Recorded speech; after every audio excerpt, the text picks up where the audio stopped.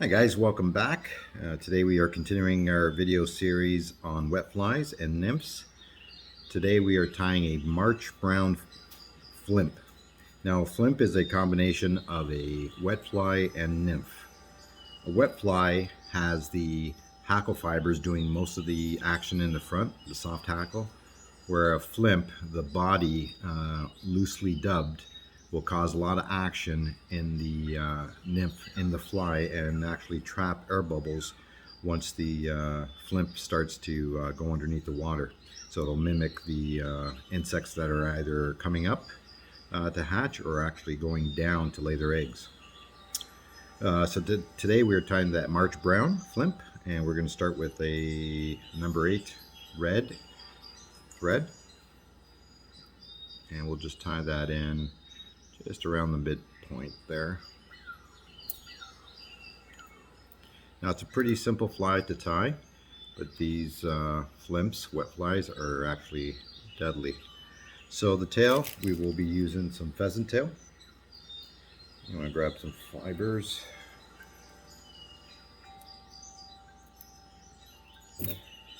And we'll make it about the, almost about the length of the hook shank. Tie that in, back. Okay, wrap that forward, secure that in.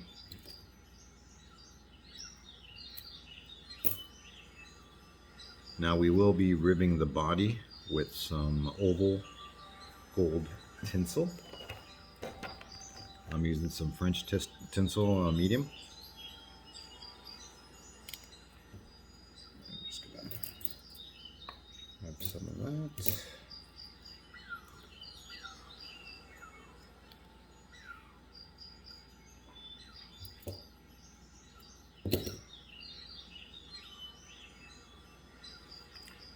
We'll just tie that in the midpoint and then wrap it back.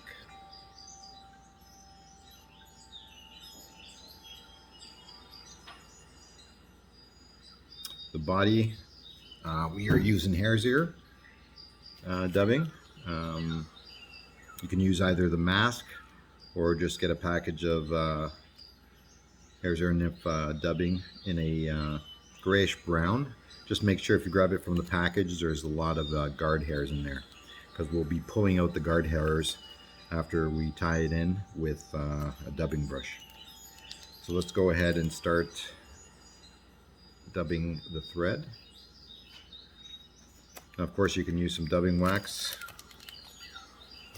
More often than not, I use just some saliva or just wet your fingers. It'll be fine. Just make sure there's a lot of guard hairs in there. And we'll start wrapping that forward.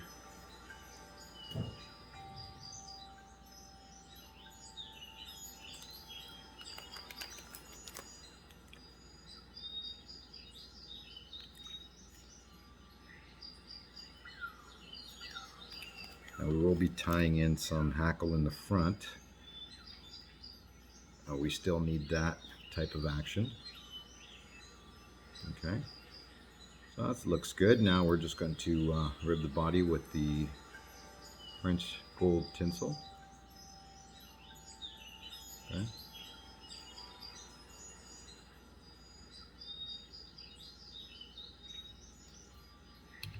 Secure that up. Again, it's quite a simple pattern to tie, and you can tie these in various colors depending on the hatch of mayfly, actually mayfly, stonefly, or caddisfly that you have in or around your area. Now I want to grab some dark brown hackle in a medium size. Make sure it's dark brown for this March brown. Let's see here, like that. And we will be tying this in from the tip.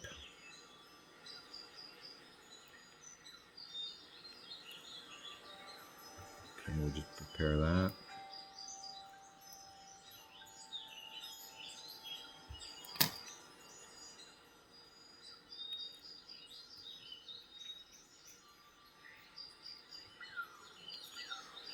And now we can go ahead and add some more of the dubbing.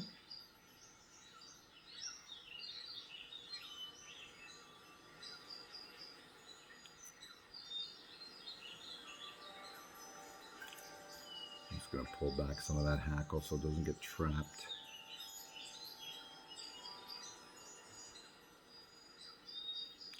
Maybe just a smidgen more. We just want enough for a little bit of finish off the head and the front.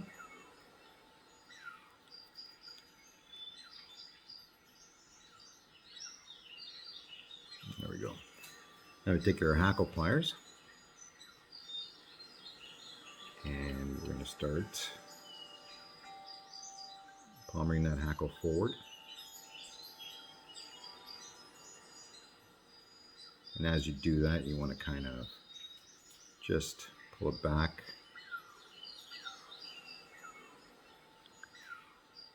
and maybe one more.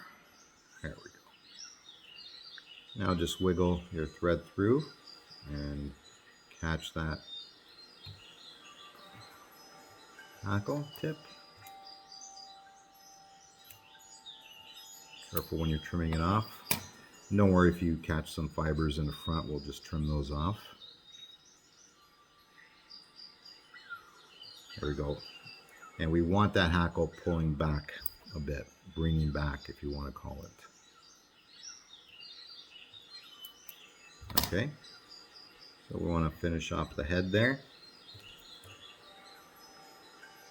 I'm just going to finish that up.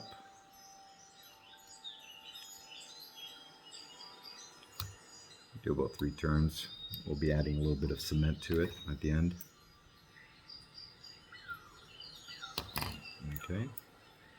Now, if you don't have a dubbing brush, you can grab an old stiff toothbrush. And now we just kind of want to kind of pull out those fibers on the body. And this is where the action happens in the water. This will trap the air bubbles as the fly descends underneath the water. Now you can tie this in different sizes. This is tied on a nymph hook, size 10. You can tie this in any size you'd like. All depends on what you have in your local waters. There you go. And we'll add in a little bit of, just a little drop of head cement there. There we go. Like I said, this is a very simple pattern. This is the March Brown Flymph in a series of wet flies. It's a combination nymph wet fly. Again, tie this in any color and any size, depending on the mayflies, caddisflies, and stoneflies that you have in your streams and creeks. And they will work. I hope you enjoyed that, and we'll see you next time.